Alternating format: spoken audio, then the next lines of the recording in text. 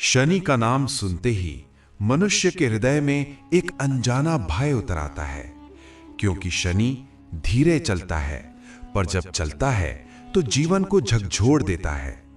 कहा जाता है जिस पर शनि की दशा पड़ जाए वो 7.5 वर्षों तक संघर्ष, पीड़ा और परीक्षा से गुजरता है। लेकिन क्या शनि हर किसी को पीड़ा दे सकता है? क्या काल भी भक्ति के आगे टिक सकता है? इस प्रश्न का उत्तर स्वयं पवन पुत्र हनुमान की कथा देती है। महान पराक्रमी हनुमान जी महाराज अमर हैं, वे आज भी जीवित हैं, राम कथा के साक्षी और भक्तों के रक्षक।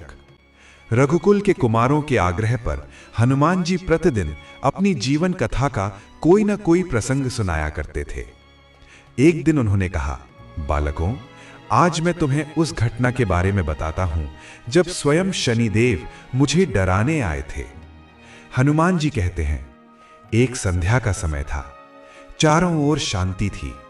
मैं पद्मासन में बैठा अपने आराध्य श्री राम का स्मरण कर रहा था। राम नाम का प्रवाह मेरे रोम रोम में बह रहा था। तभी अचानक वातावरण भारी हो गया। एक अत्यंत कृष्ण वर्ण भयानक आकृति वाला देव मेरे सामने प्रकट हुआ।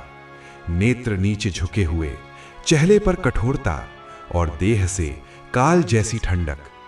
वो थे सूर्यपुत्र शनिदेव। शनिदेव बोले, हनुमान, मैं तुम्हें सावधान करने आया हूं। त्रेता युग बीत चुका है, अब कलयुग का आरंभ हो गया है।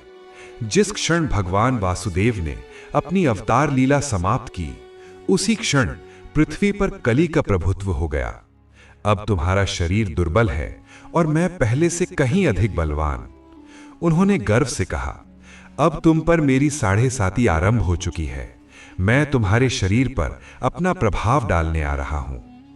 लेकिन शनिदेव ये नहीं जानते थे कि जो राम के चरणों में आश्रित हो जाए उस पर काल का भी अधिकार नहीं चलता। जहां करुणा निधान राम का नाम हो, वहां प्रारब्ध भी मौन हो जाता है। यमराज स्वयं राम भक्त की ओर दृष्टि उठाने का साहस नहीं करते। हनुमान जी ने शांत स्वर में कहा, शनिदेव, ग्रहों का प्रभाव पृथ्वी के मरणशील प्राणियों पर होता है। मैं राम का दास हूं। मेरे शरीर में राम के अतिरिक्त किसी को स्थान नहीं मिल सकता। आप कृपया अन्यत्र जाएं। लेकिन शनिदेव संतुष्ट नहीं हुए। वे बोले, मैं सृष्टिकर्ता के विधान से बंधा हूं। जो पृथ्वी पर रहेगा वो मेरे प्रभुत्व क्षेत्र में रहेगा। 2.5 वर्ष का प्रभाव, 7.5 का नियम, ये टल नहीं सकता। आज इसी क्षण से तुम पर मेरी दशा आरंभ हो रही है। हनुमान जी मुस्कुराए, कहा, जब आना ही है तो आइए। वृद्ध को छोड़ देते तो अच्छा होता। शनिदेव बोले, मैं मुख्य मारक ग्रह हूं। मृत्यु के सबसे निकट वृद्ध ही होते हैं। मैं उन्हें कैसे छोड़ सकता हूं? हनुमान जी ने पूछा, तो बताइए, आप मेरे शरीर पर कहां विराजमान होंगे? शनिदेव ने गर्व से कहा, प्राणी के सिर पर। 2.5 वर्ष सिर पर, बुद्धि भ्रमित। 2.5 वर्ष उदर में, शरीर रोगी। और अंतिम 2.5 वर्ष पैरों में, जीवन भटकता हुआ। जैसे ही शनिदेव हनुमान जी के मस्तक पर बैठे, हनुमान जी के सिर में असहनीय खुजली होने लगी। हनुमान जी उठे, उन्होंने एक विशाल पर्वत उठाया और अपने सिर पर रख लिया। शनिदेव चिल्लाए, ये क्या कर रहे हो? हनुमान जी बोले, जैसे आप विधान से विवश हैं, वैसे मैं अपने स्वभाव से। मेरे सिर की खुजली का यही उपचार है।